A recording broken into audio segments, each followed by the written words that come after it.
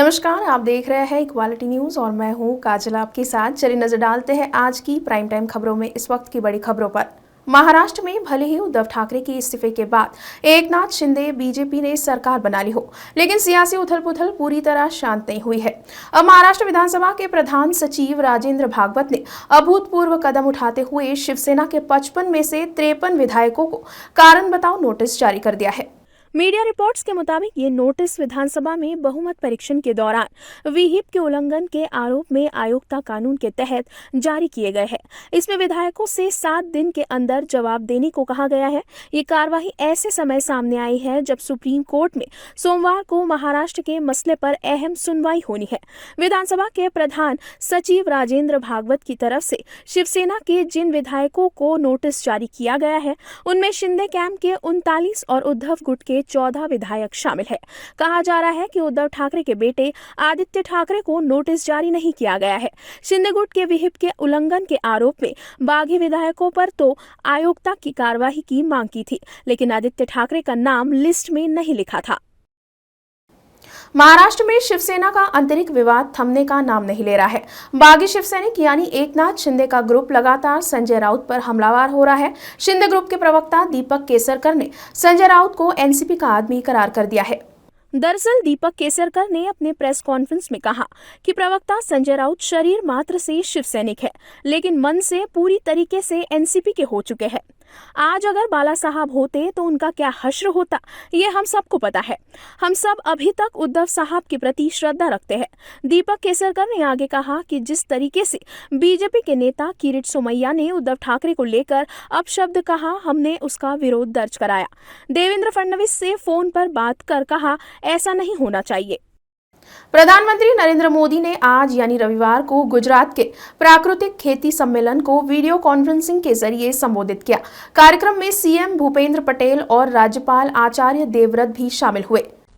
गुजरात के राज्यपाल श्रीमान आचार्य देवव्रत जी, गुजरात के लोकप्रिय मृदु एवं मक्कम मुख्यमंत्री श्री भूपेंद्र भाई पटेल, गुजरात सरकार के मंत्रीगण, उपस्थित सांसद और विधायकगण, सूरत के मेयर और जिला परिषद के अध्यक्ष, सभी सरपंचगण और सारे मेरे प्यारे किसान भाइयों और बहनों, कुछ महीने पहले ही गुजरात में नेचुरल फार्मिंग के विषय पर नेशनल कॉन्क्लेव का आयोजन हुआ था। इस आयोजन में प्राकृतिक खेती को लेकर देश में कितना बड़ा अभियान चल रहा है, इसकी झलक उसमें दिखी थी।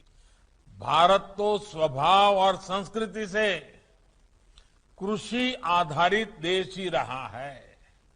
इसलिए जैसे जैसे हमारा किसान आगे बढ़ेगा, जैसे जैसे हमारी कृषि उन्नत और समृद्ध होगी, वैसे वैसे हमारा देश आगे बढ़ेगा।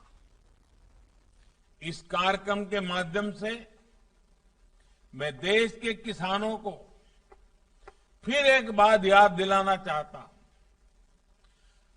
प्राकृतिक खेती आर्थिक सफलता का भी एक जरिया है और उससे भी बड़ी बात, ये हमारी मां, हमारी धरती मां, अपना माटे तो आ धरती मां रोज આપણે પૂજા કરતા હોઈએ, સવારે પથારીમાંથી નીચે પગ મૂકીએ તો એ પહેલા ધરતી માતાની માફી માંગીએ, એ આપણા સંસ્કાર। આ ધરતી मानी सेवा और धरती मां की सेवा का भी ये एक बहुत बड़ा माध्यम है। प्रधानमंत्री नरेंद्र मोदी ने कहा, हमारा जीवन, हमारा स्वास्थ्य, हमारा समाज, सबके आधार में हमारी कृषि व्यवस्था ही है। कार्यक्रम में उन्होंने अपने संबोधन में कहा, भारत तो स्वभाव और संस्कृति से कृषि आधारित देश ही रहा है। इसीलिए जैसे जैसे हमारा किसान आगे बढ़ेगा, जैसे जैसे हमारी कृषि उन्नत और समृद्ध होगी, वैसे वैसे हमारा देश आगे बढ़ेगा। प्रधानमंत्री मोदी ने आगे कहा, जब आप प्राकृतिक खेती करते हैं तो आप धरती माता की सेवा करते हैं, मिट्टी की क्वालिटी, उसकी उत्पादकता की रक्षा करते हैं। जब आप प्राकृतिक खेती करते हैं तो आप प्रकृति और पर्यावरण की सेवा करते हैं। जब आप प्राकृतिक खेती से जुड़ते हैं तो आपको गौ माता की सेवा का सौभाग्य भी मिलता है। देश भर में ईद उल अजहा का पर्व मनाया गया। बकरी ईद पर दिल्ली की जामा मस्जिद में लोगों ने नमाज अदा की और खुदा से अमन चैन की दुआएं भी मांगी। जामा मस्जिद में बड़ी संख्या में भीड़ देखी गई। नमाज के बाद लोग एक दूसरे के गले मिले और बकरी ईद की मुबारकबाद दी। मुस्लिम समाज के घरों में पर्व को लेकर खासा देखने को मिल रहा है। बच्चों से लेकर बुजुर्ग तक पर्व की खुशियां मना रहे हैं। प्रधानमंत्री नरेंद्र मोदी ने भी बकरी ईद की मुबारकबाद दी है। पीएम मोदी ने ट्वीट किया, ईद मुबारक, ईद उल अजहा की बधाई। ये त्योहार हमें मानव जाति की भलाई के लिए सामूहिक कल्याण और समृद्धि की भावना को आगे बढ़ाने की दिशा में काम करने के लिए प्रेरित करे। भीषण आर्थिक संकट से जूझ रहे श्रीलंका की स्थिति काफी गंभीर है और देश दिवालिया हो चुका है।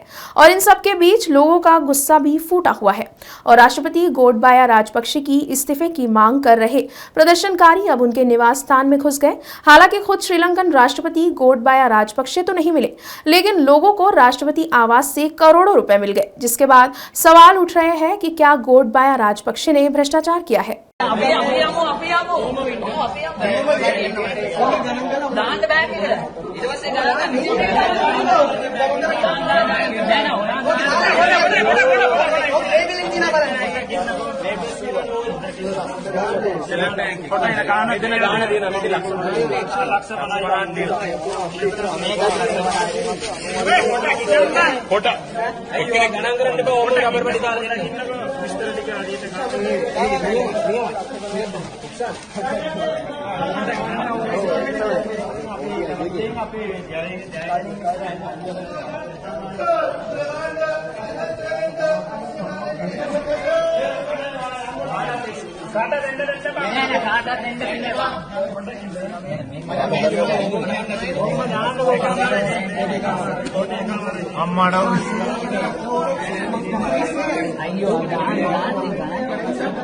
दरअसल मीडिया रिपोर्ट्स के मुताबिक देश के सबसे खराब आर्थिक संकट के बीच शनिवार को राष्ट्रपति गोटबाया राजपक्षे के घर पर धावा बोलने वाले प्रदर्शनकारियों ने दावा किया कि हवेली से बड़ी राशि बरामद हुई है।